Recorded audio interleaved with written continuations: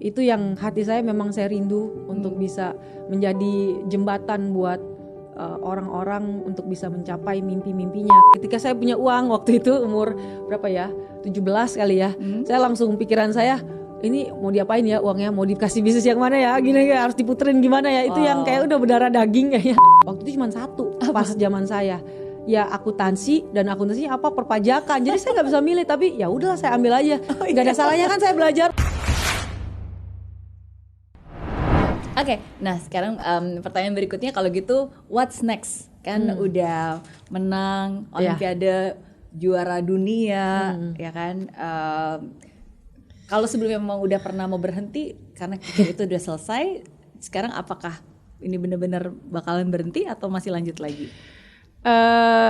Iya mungkin tidak lama lagi yang saya bisa bilang sekarang untuk saya announcement bahwa saya sudah bukan berhenti dari sportnya ya, bukan berhenti dari bulu tangkis, tapi sebagai atletnya aja.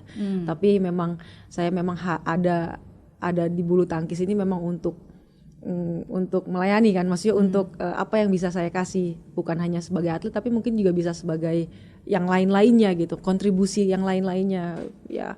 Dan saat ini saya diminta untuk jadi chair komite atlet, jadi di Badminton World Federation. Jadi itu di mana ada atlet, seluruh atlet dunia untuk menjembati, untuk ada suara mereka untuk bisa sampai ke Badminton World Federation-nya. Nah, saya menjembatani itu. Nah, sekarang saya sudah lagi menjalani tugasnya. Ya, baik lagi, memang nggak bisa jauh-jauh lagi dari bulu tangkis memang. Jadi hal itu yang coba saya mau belajar gitu, bagaimana untuk menjadi bulu tangkis ini jadi sport yang lebih luas lagi, lebih mendunia lagi, lebih ada banyak orang yang tertarik di sini lagi untuk dan juga bisa inspire the next generation untuk mereka bisa berprestasi. Ketika mereka berprestasi, otomatis hidup mereka bisa layak dan sebagainya sebagai atlet seperti itu. Ya, yang saya lagi jalani saat itu ini. Dan juga ya tetap mungkin di sports berarti ya? Iya, tetap akan di sports yang nantinya mungkin ada beberapa juga mungkin project ke depan yang mungkin saya tidak bisa bilang saat ini karena belum di-announce. Tetap di dalam sport juga. Ya, itu yang hati saya memang saya rindu untuk bisa menjadi jembatan buat orang-orang untuk bisa mencapai mimpi-mimpinya, karena saya pun adalah produk dari orang-orang senior saya yang dulu mereka jadi jembatan untuk saya bisa berprestasi. Jadi I think I have to give back, bukan give back ya, tapi I have to serve. Paid untuk forward not even paid forward maybe.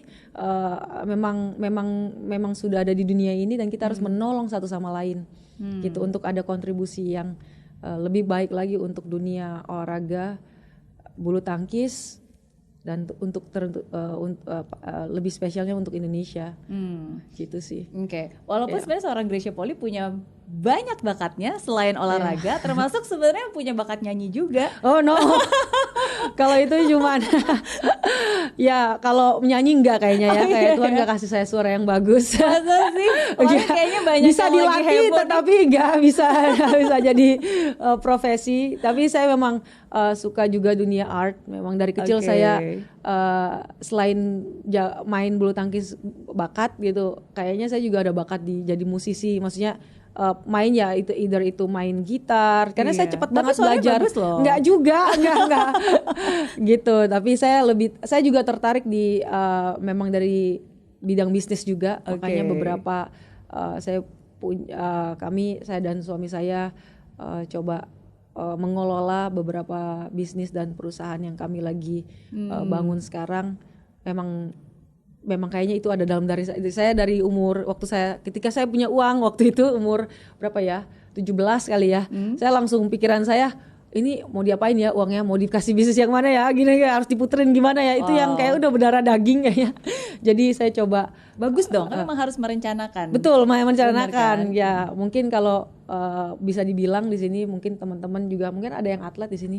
Atlet kan cuman punya ya 2 atau 3 opsi waktu mereka jadi atlet kan. Mereka bisa beli aset, beli rumah, beli tanah, itu sebagai tabungan mereka. Mereka bisa tabung deposito. Tapi mereka juga bisa belajar jadi investor, bisnis.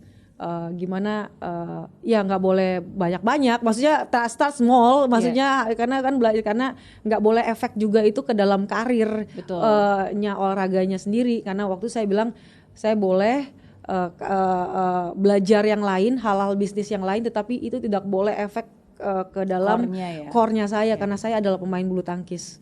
Jadi itu tidak boleh efek ke dalam pikiran saya, nanti malah jadi saya salah fokus gitu. Jadi saya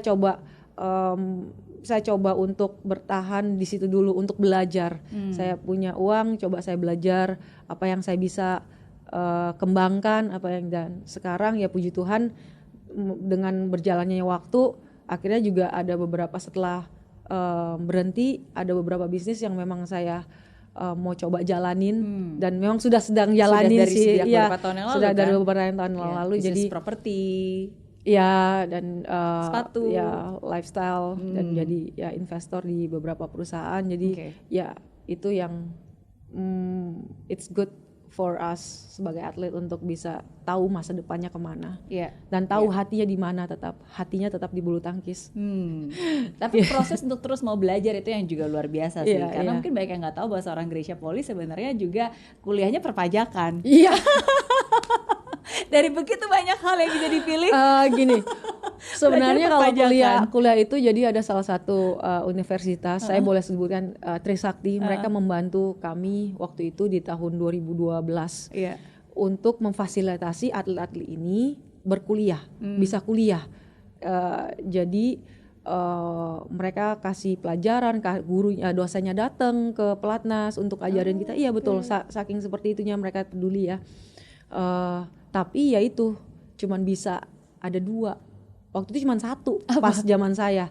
Ya akuntansi, dan akuntansinya apa, perpajakan. Jadi saya nggak bisa milih, tapi ya udahlah saya ambil aja. Nggak ada salahnya kan saya belajar, walaupun saya hate akuntansi, saya nggak suka, nggak terlalu di dunia di situ gitu loh bidangnya. Tapi saya bisa belajar sedikit. Terus yang lebih penting lagi mungkin saya banyak les juga kali ya.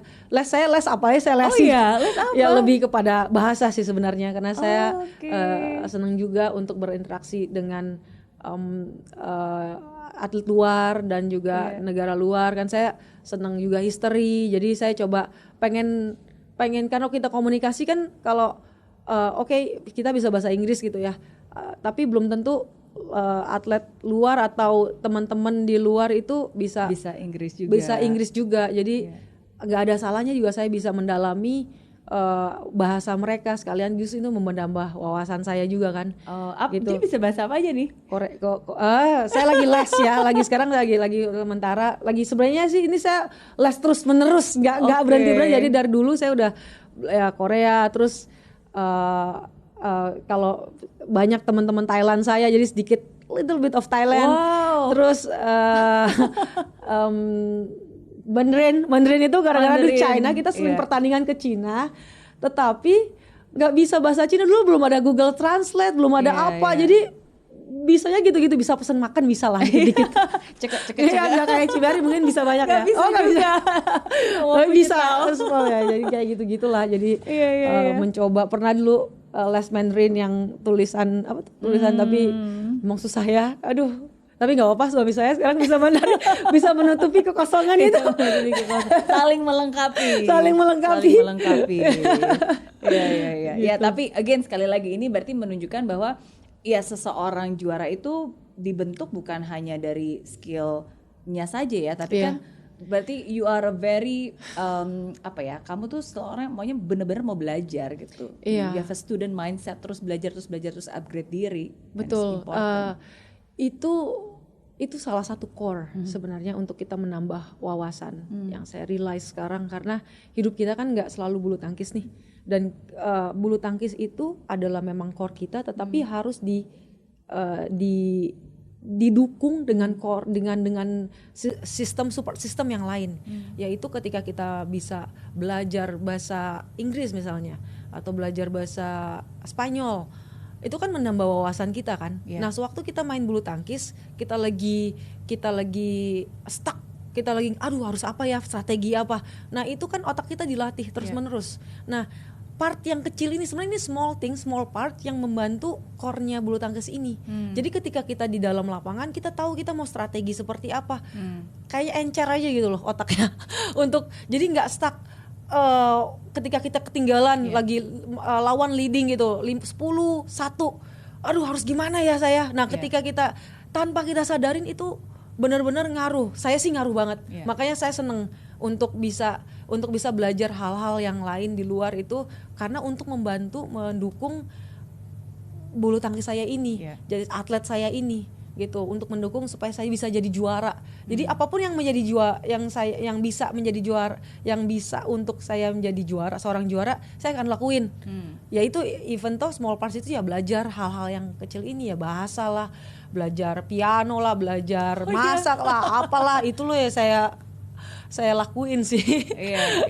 Karena itu untuk mendukung, it helps gitu di lapangan, jadi sebagai seorang bulu tangkis. Core-nya nggak pernah lupa memang dengan bulu tangkis itu. Dan seorang Gray adalah seorang selalu penuh perencanaan. Ada satu post yang selalu saya ingat. Gray bilang apapun juga yang kamu lakukan dan keputusan yang kamu lakukan di umur 10 tahun sampai remaja itu mendukung kamu di usia 20 tahun. Apa yang kamu lakukan dan putuskan di umur 20 tahun itu efeknya baru umur 30 tahun. Wow, Ciberi dilihat itu ya. Iya dong, ada fotonya. Oh, ada fotonya ya. Kamu waktu itu. Oh, kecil. Iya nggak? Ini umur berapa nih berarti? Iya, masih kecil itu umur 2 ya. Iya. Dan ada foto sama mama juga. Oh, wow. Iya, oke. Nah, tapi it's true kan? Karena sebenarnya apa yang kamu lakukan di 10 tahun itu ya hasilnya baru akan efek 10 tahun kemudian. Betul. Gitu. Iya sih. Iya, makanya itu saya tulis kayaknya waktu saya mau turn 30 years old. Jadi waktu saya udah umur 30 tahun, saya coba realize tuh kehidupan. Nah, saya juga orang yang, makanya saya butuh, kan saya orangnya perlu afirmasi, saya juga perlu evaluasi nih, saya harus ngapain. Setelah saya lihat, iya ya waktu saya lahir, saya umur 5 loh, bayangin main. Saya juga nggak bisa, gila ya saya umur 5 tahun udah main bulu tangkis gitu kan. Kan kayak kalau sekarang saya bilang biasa, tapi saya buat orang lain dan buat diri saya itu saya nggak bisa ngebayangin sih, anak saya juga umur 5 nah misalnya seperti itu kan. Saya coba umur 5 saya main bulu tangkis, efek ya ke umur 10 tahun ke depan saya tetap main bulu tangkis gitu. Ternyata apa yang saya ambil saya putuskan di umur 13 tahun itu efek ke dalam saya umur 20 tahun. Kayak gitu. Ketika saya mengambil umur 25 nih, saya mau ngapain nih, kan saya ada apa tuh namanya? Ada bukan musibah ya, kayak ada cobaan lah dari tantangan di situ. Saya mau ambil yang mana nih? Karena ini akan efek saya umur 30 tahun kemudian pas saya umur 30. Dan saya tetap mengambil umur bulu tangkis, dan ya itu membawa saya sekarang. Dan apa yang saya lagi bangun sekarang ini saya yakin pasti akan efek ke dalam umur saya 40-an nanti gitu. Pasti gitu pasti, sih ya, pasti. Amin kita doakan pasti akan lebih banyak lagi kontribusi hal-hal yang baik yang bakalan bisa dilakukan oleh seorang Gracia Poli bersama dengan pasangan tentu saja Felix. Sekarang ada temennya jadi lebih enak. Oke. Terakhir berarti pesan dari Gray untuk semua orang, khususnya anak-anak muda, karena I believe sometimes ya kalau itu journey is easy ketika kita baru mulai, baru start, semangat. Wah, oke. To have faith in the beginning, ya itu biasanya normal. And then it's also easy to have faith ketika kita sudah melihat ada garis finishnya. Oh, bentar lagi nih, dikit lagi. Kita just persis gitu. Dikit lagi lah, pokoknya just tenaga terakhir udah ada garis finishnya. Tapi kan the most difficult part is to have faith in the middle. Dimana garisnya startnya udah lama banget, tapi garis finishnya kok belum nyampe nggak kelihatan gitu. Jadi dari seorang Gracia Poli, gimana caranya to really have faith in the middle dan menjaga dan tetap menata hati. Yang pertama itu adalah memang tadi perencanaan, goal itu yang coba di set dulu, yang saya juga lakukan dalam setiap kehidupan saya, yang saya sudah bagikan setiap 4 tahun saya coba merubah goalnya saya itu, evaluasi. Terus juga ketika kita sudah set the goal, kita sudah pilih, oh kita mau jadi ini nih, atau kita mau jalanin ini nih, berarti stick to the goal kan. Tapi pas dailynya itu lupain ini semua nih, lupain goal. Ya. Lupain, oke. Maksudnya lupain tuh esin, karena kan kita akan jadi terburu-buru mau, harus begini nih, harus ini, wah gue harus ini. Itu akan menjadi pada akhirnya kita nggak enjoy dengan kehidupan kita saat ini. Bukan lupain ya, tapi lebih ini kita tutup bukunya dulu, kita tulis, habis itu kita tutup buku dulu. Tetap ada itu goal, tetap ada itu perencanaan, tetapi pada saat kita lagi mau jalanin, kita memang harus one step by step, one by one. Itu kita coba selalu ingat itu, karena itu akan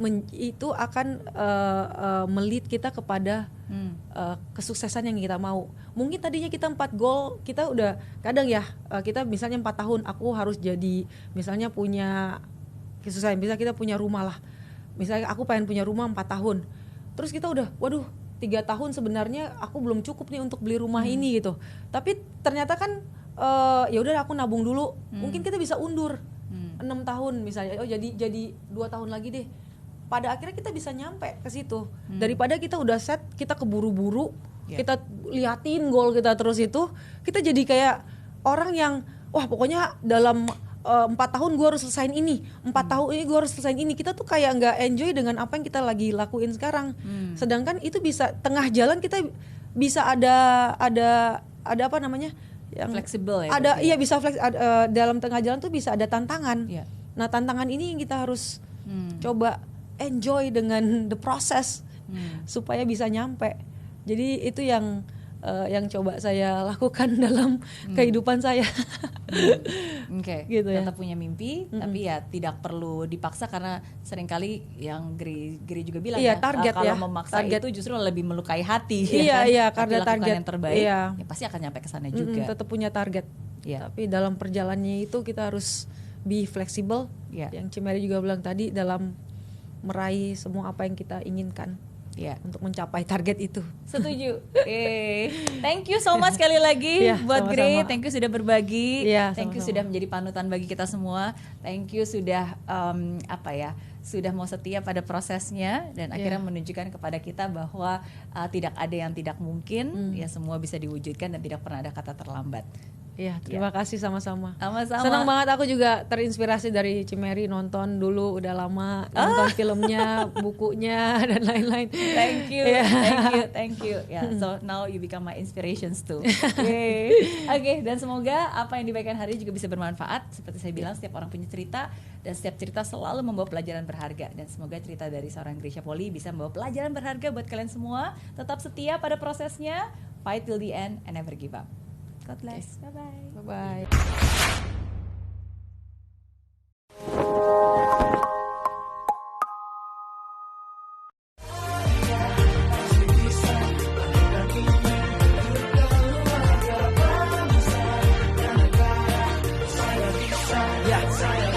Laksana bumi tanpa hujan, hidup tanpa tujuan, kering dan mati tanpa hijaunya tumbuhan.